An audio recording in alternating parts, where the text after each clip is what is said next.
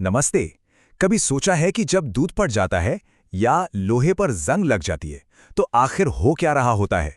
ये सब और हमारे चारों तरफ होने वाले अनगिनत बदलाव असल में केमिकल रिएक्शंस हैं। तो चलिए इस दिलचस्प दुनिया को समझने के लिए एक साथ इसमें उतरते हैं। जरा एक पल के लिए सोचिए। सांस लेने से लेकर खाना पकाने तक हर पल, हर मोमेंट कुछ ना कुछ बदल रहा है। ये सिर्फ कोई आम घटनाएं नहीं हैं, बल्कि इनके पीछे है पूरा का पूरा साइंस, जिसे हम कहते हैं केमिस्ट्री।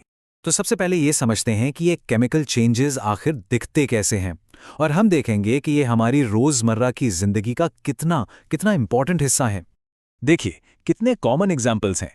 गर्मियों में दूध का खट्टा हो जाना या किसी लोहे की चीज का नमी में ब्राउन पड़ जाना, जिसे हम जंग कहते हैं। अंगूर से वाइन बनना और यहाँ तक कि जो खाना हम खाते हैं उसका डाइजेस्ट होना भी। ये सभी प्रोसेस केमिकल रिएक्शंस की वजह से होते हैं। मतलब एक चीज बिल्कुल ही नई चीज में बदल जाती है। ठीक है, तो अब हमें ये तो पता चल गया कि ये चेंजेस हर जगह होते हैं, लेकिन पहचाने कैसे कि कोई केमिकल रिएक्शन हुआ भी है या नहीं? इसके लिए ना 4 मेन साइंस हैं जिनको हमें देखना होता है। सबसे पहला साइन है चेंज इन स्टेट, यानी कि कोई चीज सॉलिड से लिक्विड या गैस में बदल सकती है, या फिर इसका उल्टा भी हो सकता है। ये एक बहुत बड़ा क्लू है कि मॉलिक्यूलर लेवल पर कुछ नया हो रहा है। दूसरा साइन रंग में बदलाव।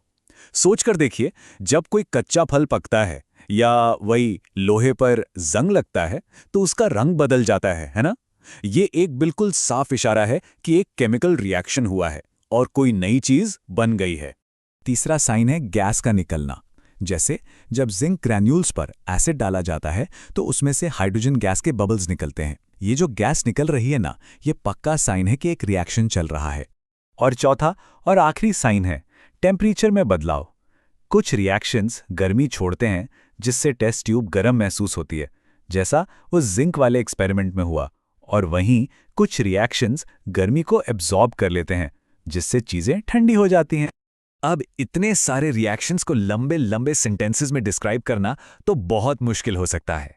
इसीलिए साइंटिस्ट ने एक शॉर्ट और बिल्कुल सटीक भाषा बनाई, और इसी भाषा को हम कहते हैं केमिकल इक्वेशंस। देखिए, वर्ड्स की जगह फॉर्मूलाज यूज करना कितना ज्यादा एफिशिएंट है। एक तरफ लंबा सा सेंटेंस है, मैग्नीशियम प्लस ऑक्सीजन से मैग्नीशियम ऑक्साइड बनता है, और दूसरी तरफ हम बस लिख सकते हैं Mg प्लस O2 2 MgO। छोटा, साफ और पूरी दुनिया में इसे ऐसे ही समझा जाता है। तो इस लैंग्वेज के 2 मेन पार्ट्स हैं। जो सब्सटेंसेस रिएक्शन शुरू करते हैं उन्हें कहते हैं रिएक्टेंट्स, और जो नई चीजें बनती हैं उन्हें कहते हैं प्रोडक्ट्स। और ये जो एरो है ना, ये हमेशा रिएक्टेंट से प्रोडक्ट्स की तरफ पॉइंट करता है। सिंपल, रिएक्शन की डायरेक्शन बताता है। लेकिन क्या बस फॉर्मूलाज लिख देना काफी है? क्या काम खत्म? बिल्कुल नहीं। एक बहुत बहुत जरूरी स्टेप अभी बाकी है, इक्वेशन को बैलेंस करना। पर आखिर इसकी जरूरत ही क्यों पड़ती है? चलिए देखते हैं। इसका कारण है साइंस का एक fundamental law, the law of conservation of mass. ये लॉ कहता है कि किसी भी केमिकल रिएक्शन में मास न तो बनाया जा सकता है और न ही डिस्ट्रॉय किया जा सकता है। इसका सीधा सा मतलब ये है कि एरो के दोनों तरफ हर एलिमेंट के एटम्स की गिनती बिल्कुल बिल्कुल बराबर होनी चाहिए। और ये सिर्फ कोई किताबी नियम नहीं है। दवाइयां बनाने से लेकर रॉकेट फ्यूल कैलकुलेट करने तक हर चीज के लिए ये प्रिसाइज बैलेंस जरूरी है।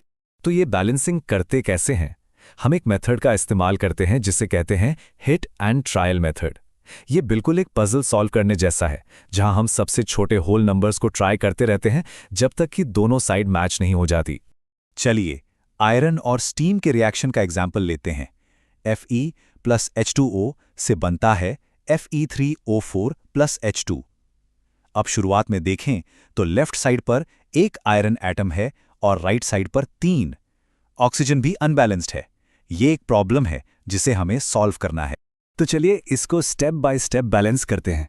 सबसे पहले हम सबसे कॉम्प्लेक्स कंपाउंड यानी Fe3O4 से शुरू करते हैं और उसके ऑक्सीजन को बैलेंस करते हैं।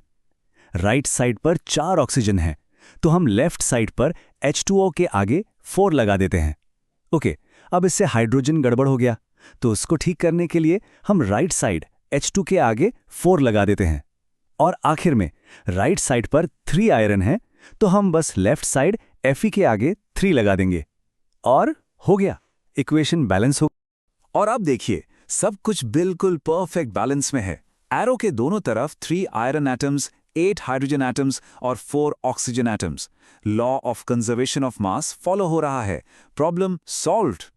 एक बैलेंस्ड इक्वेशन बहुत अच्छी चीज है, लेकिन हम इसे और भी बेहतर बना सकते हैं। हम इसमें और इन्फॉर्मेशन जोड़ सकते हैं ताकि ये हमें रिएक्शन के बारे में और भी ज्यादा बता सकें। हर सब्सटेंस की फिजिकल स्टेट को दिखाने के लिए इन सिंबल्स का इस्तेमाल होता है, जैसे S सॉलिड के लिए, L लिक्विड के लिए, G गैस के लिए और AQ एक्वस के लिए, जिसका मतलब है कि सब्सटेंस पानी में घुला हुआ है। ये AQ वाला काफी इंपॉर्टेंट है क्योंकि बहुत से रिएक्शंस पानी में ही होते हैं। तो ये रहा हमारा बैलेंस्ड इक्वेशन, जैसा हमने इसे छोड़ा था। ये करेक्ट तो है, लेकिन अभी पूरी कहानी नहीं बता रहा है। और अब देखिए, स्टेट सिंबल्स जोड़ने के बाद ये कितना ज्यादा इंफॉर्मेटिव हो जाता है। अब हमें साफ साफ पता है कि आयरन सॉलिड था और यहां पर पानी लिक्विड नहीं बल्कि स्टीम यानी गैस फॉर्म में था। ये एक छोटी सी डिटेल है जो रिएक्शन को समझने में जमीन आसमान का फर्क ला सकती है। और बात यहीं खत्म नहीं होती। अगर किसी रिएक्शन को होने के लिए कुछ खास कंडीशंस चाहिए, जैसे कि खास टेम्परेचर, प्रेशर या कोई कैटलिस्ट, तो उस इंफॉर्मेशन को भी एरो के ऊपर या नीचे लिखा जा सकता है। इससे इक्वेशन और भी कंप्लीट हो जाती है। तो अब जब केमिकल रिएक्शंस की इस लैंग्वेज को पढ़ना आ गया है, तो एक सवाल तो बनता है, अब अपने आसपास की दुनिया को देखने पर ऐसी कौन सी छिपी हुई केमिकल प्रोसेस पहचानी जा सकती हैं जो पहले सिर्फ आम घटनाएं लगती थीं? साइंस हर जगह है, बस उसे उस नज़र से देखने की जरूरत है।